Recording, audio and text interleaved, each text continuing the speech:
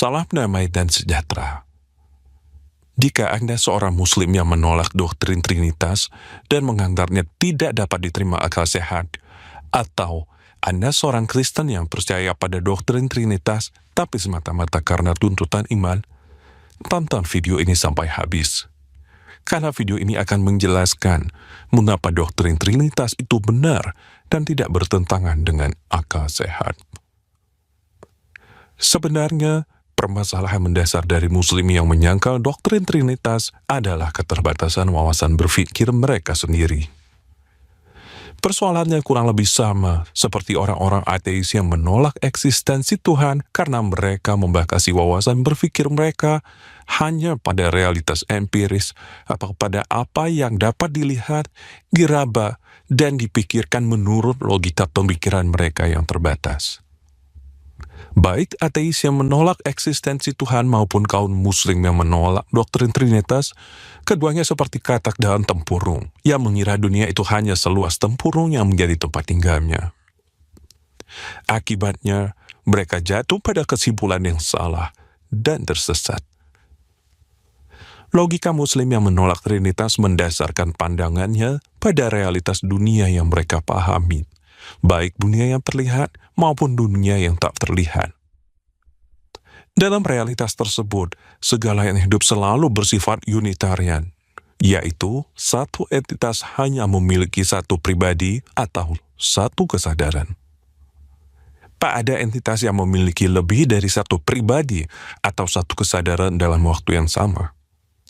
Sifat unitarian ini berlaku untuk binatang, manusia, dan juga malaikat serta roh-roh jahat.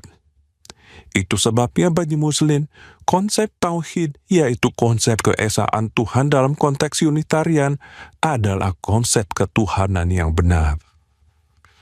Maka ketika ajaran Kristen menyatakan Tuhan itu bersifat trinitarian, yaitu satu esensi Allah tiga pribadi ilahi, Muslim langsung menolaknya dengan alasan konsep trinitarian itu tidak masuk akal.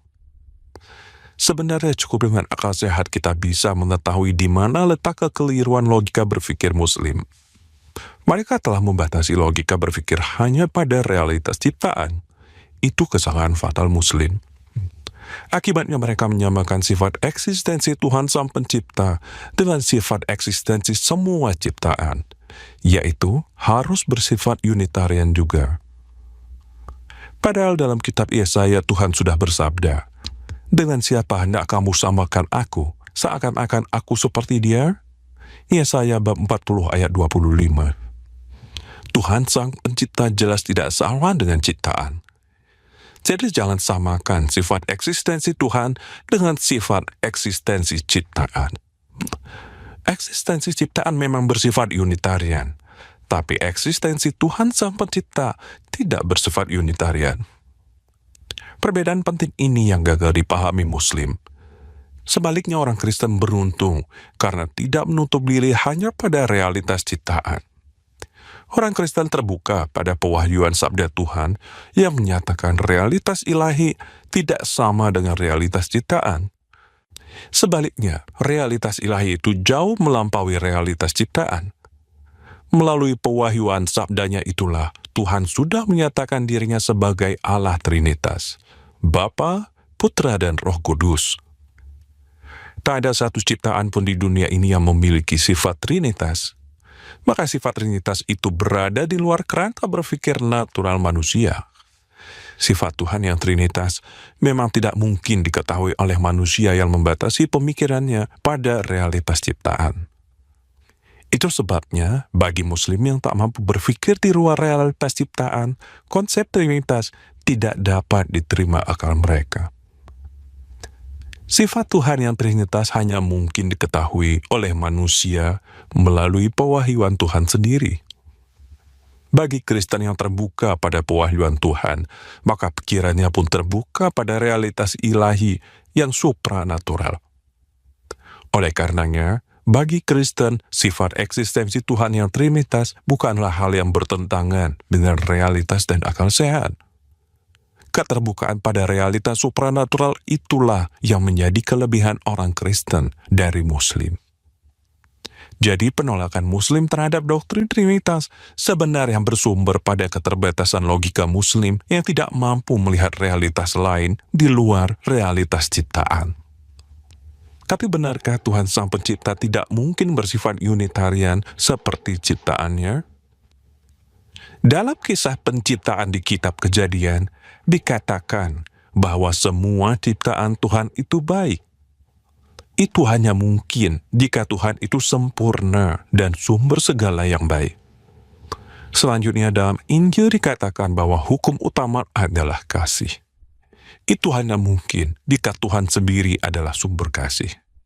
Jadi Tuhan pencipta itu haruslah sempurna dan sekaligus maha kasih sejak semula. Tapi mari kita perhatikan bagaimana keadaan Tuhan Unitarian sebelum adanya ciptaan. Ternyata, sebelum ada ciptaan, Tuhan Unitarian hidup sendiri dan kesepian secara kekal. Tuhan Unitarian adalah Tuhan yang maha kesepian dan keadaannya sangat menyedihkan sebelum adanya ciptaan.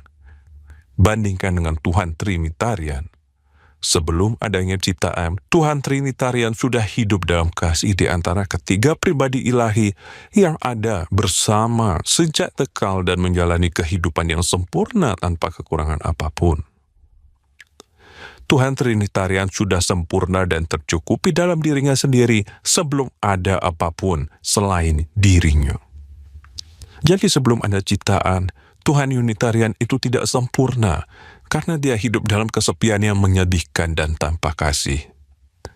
Sebaliknya Tuhan Trinitarian sejak semula hidup sempurna di dalam kasih. Cukup dari perbandingan ini kita tahu bahwa Tuhan itu tidak mungkin Unitarian, melainkan Trinitarian.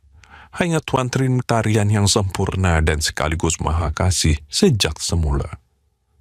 Ini membawa kita pada kesimpulan sederhana. Muslim yang selama ini mengira bahwa Tuhan Unitarian yang disembahnya itu benar karena konsepnya sederhana dan dapat diterima akal, ternyata hanya menyembah ciptaan yang mengaku sebagai Tuhan Sang Pencipta. Sebaliknya Kristen yang menyembah Tuhan Trinitarian yang dianggap oleh Muslim sebagai konsep ketuhanan yang tidak masuk akal, justru menyembah Tuhan Sang Pencipta yang benar. Kekeliruannya bukan terletak pada konsep Trinitas, tapi pada orang-orang yang gagal memperluas wawasan berfikirnya. Bagi orang yang mampu memperluas wawasan berfikirnya, konsep Trinitas sama sekali tidak bertentangan dengan akal sehat. Terima kasih atas perhatian Anda. Viva Christus Rei.